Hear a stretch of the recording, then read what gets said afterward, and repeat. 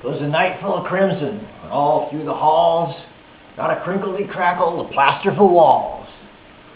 The children lay crumpled up under their beds, while visions of motorbikes roared through their heads.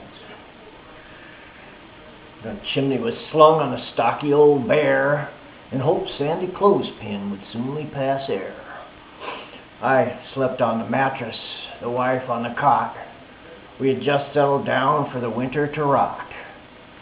When out in the swamp, such a damnable clamor, I fell out of bed as I reached for the hammer. I tore off the curtains and busted the window, leaned me head over and threw up me dinner.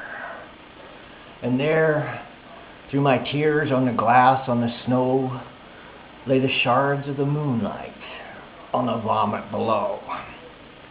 When what to my wonderful eyeballs appeared but a late Halloweener whose costume was weird.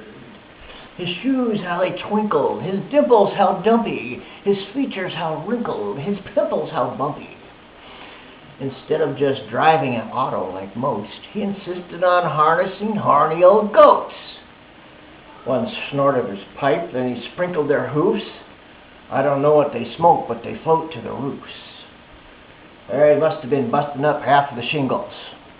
He muttered and called himself Christopher Kringle. Then into the chimney he dove like a bat, and landing all sooty on top of his hat.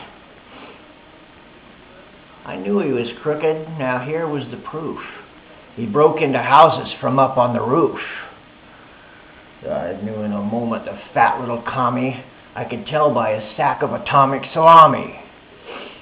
But what kind of thief would leave goodies instead? He gobbled our cookies and milk and he fled. I figured it must be a socialist plot. They're distributing government surplus, I thought. Or maybe they're planting some dreadful disease, allowing Al-Qaeda to take us with ease. But back in his buggy, he bellowed his orders. Get cracking, ye vermits, on back to the borders. And I heard his last holler off into the night. Harry Crimson, you all, and to all a good blight.